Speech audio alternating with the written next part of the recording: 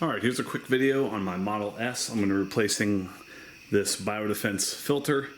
Obviously you need the filter. This is an aftermarket one. It's significantly cheaper than the one Tesla offers.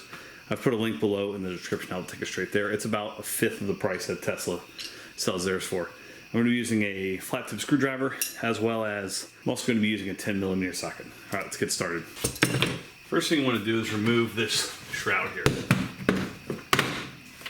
Next, you're going to take this battery out. There's a 10mm here, a 10mm there, and then one on the underside right here.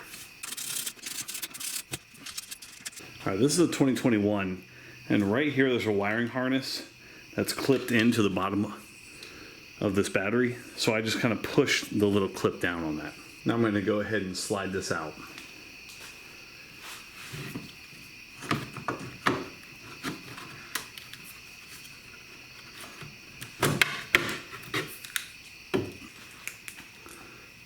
Here's a better view of the clip.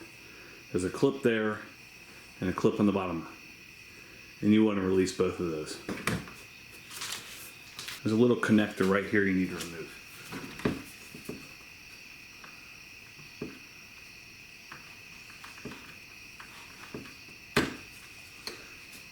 With that removed, go ahead and pull it straight out. To remove this filter, just pull straight out like that. When you reinstall the new filter, you want to make sure it's oriented the same way as the one you removed. So you can see the airflow is headed this way, so you want to install it like this.